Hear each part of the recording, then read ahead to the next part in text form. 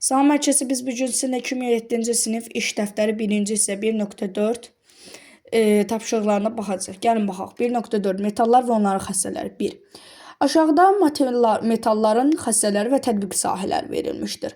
Metalların xassələri ilə tətbiq sahələrini oxlarla uyğunlaşdır demək. Əksər metallar yüksək ərimə temperaturuna malikdir. Təbii ki də bu wolframdan elektrik lampaların spiralları hazırlanır. Niyə wolframdan? Çünki wolfram ən yüksək ərimə temperaturuna malikdir və çox davamlı olsun deyə wolframdan elektrik lampaların spirallarından hazırlanmasını istifadə edilir. Sonra metallar plastikdir. Metallar müxtəlif formalı əşyalar hazırlanır. Məsələn, dəmirdən bir maşın hazırlanır və onun gövdəsi təbii ki də düz olmur da, yəni əyrilik olur və o plastikli xassəsi olduğu üçün onu əyərək onu düzəltmək olur. Sonra metallar elektriki yaxşı keçirir. Mis və alüminiumda naqil kimi istifadə olunurdu.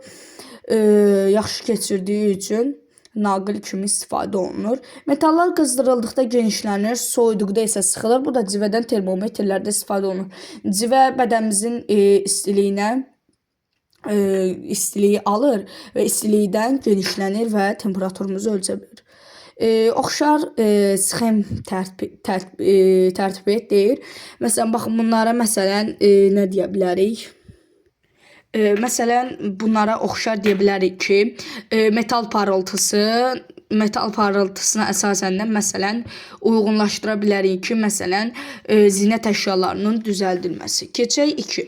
Qədim zamanlardan insanlara məlum olan metallardan biri Yunanca su və gümüş mənasını verən sözlərin birləşməsinin əmələ gəlmişdir. Bu adlar onun halını və parıltılı olmasını ifadə edir. Bu hansı metaldır? Təbii ki də civədir.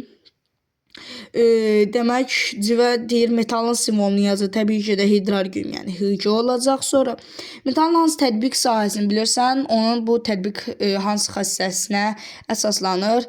Termometrlərdə istifadə olunur. Hansı xassəsinə əsaslanırsa, istidən genişlənmə deyərik. 3. Çox maraqlı tapşırıqdır bu tapşırıq. Gəlin baxaq. Şagird metal kürənin halqadan keçib keçmədiyini yoxladı. Birdə deməli keçib keçmədiyini yoxlayır. Sonra isə bu kürəni bir müddət qızdırdı və ehtiyatla yoxladı. Şəkildəki mənzərələr yaranıb. Deməli birdə keçib keçmədiyini yoxlayır. Burada birdə birinci 2-ni tapacağıq. Çünki 2-ni tapmadan 1-i tapa bilməliyik. Məsələn, 1-ə həm adı uyğun gələ bilər, B-də. Amma baxaq görə 2 hansı uyğun gəlir. 2-də deyir ki, sonra isə bu kürəni bir müddət qızdırdı və ehtiyatla yiyin. Bir müddət qızdıranda nə olur? Dedi ki, istidən genişlənmə baş verir və istidən genişləndiyi zaman baxın artıq keçmir. Halqanın içərisinə keçməməyə başlayır. Deməli, bu 2-ciyə uyğundur, bu isə 1-ə. Deməli, keçib keçmədiyini yoxlayırmı? Görür keçir. Sonra istidən genişlənir, isti qızdırır, istidən genişlənir və halqanın içərisindən keçmir. Əgər biz A-ya birincini versəydik, məsələn, yoxlayır, sonra isə B-yə ikinci versəydik, axı deyirik istidən genişlənir. Məsələn, birincidə keçməyib, sonra keçibsə, deməli bu soyudub ki, keçir də. Amma bu istilədi baxı, istilətdiyi üçün ikinci A-dır, birinci isə B-dir. Keçək digərinə. Deməli, fikrinə əsaslanan bu metalların hansı xassəsi ilə əlaqəlidir dedik. İstilikdən genişlənmə olur.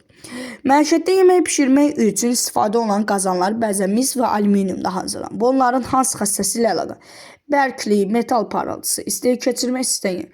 Təbii ki də istilik keçirmədir. İstilik və elektriki çox yaxşı keçirirlər mis və alüminium. Sonra fikrinə əsaslanır. Çünki, baxın burada da yazmışam. Çünki mis və alüminium istilik daha yaxşı keçirir.